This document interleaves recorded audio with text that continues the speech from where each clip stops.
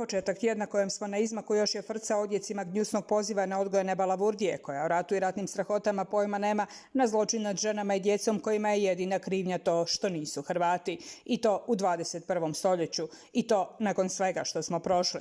Strasti se još nisu stišale, a već je nove valove uzburkao Miroslav Škoro, koji se iz pjevačkih bacio u političke vode, pa je pod krinkom Domovinskog pokreta kazao da se žena, ako zatrudni nakon silovanja, mora dogovoriti s obiteljima što će učiniti.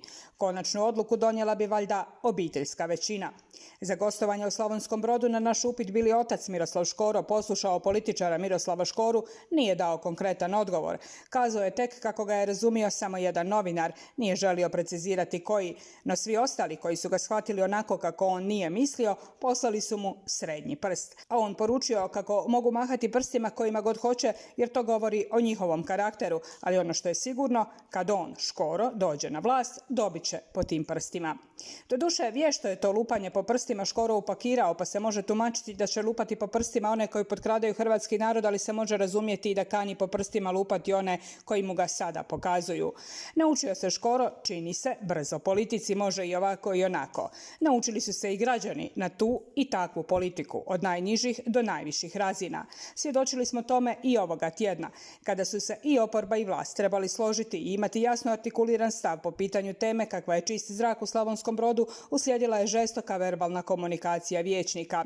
Županijski vijećnici, ovaj puta Mirko Duspara i Martin Miloloža, svojom su neprimjerenom komunikacijom pokazali kako se inače ponaša dobar dio vijećnika i gradskih i županijskih javnih osoba koje se, i zbog funkcija koje obavljaju, ne bi smjele tako ponašati niti na ulici, a kamoli u vijećnicama.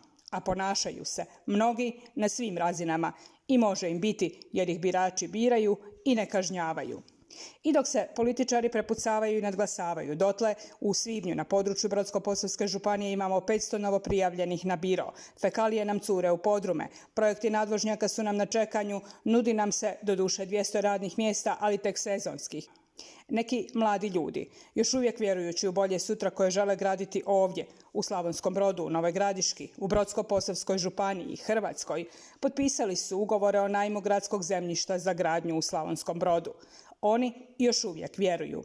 Pa zbog njihove vjere trebali bi se opametiti svi. I oni koji nam ovih dana nude bajke i cvijeće i mi koji ćemo 5. srpnja odlučivati i o sudbini onih koji žele ovdje vidjeti svoje bolje sutra.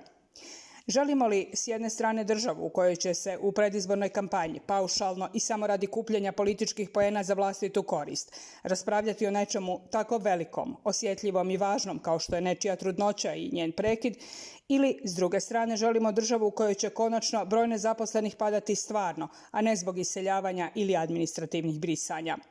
Doduše, želimo li ovo drugo, možda se više nego ikada nalazimo pred nemogućom misijom. Sretno nam bilo.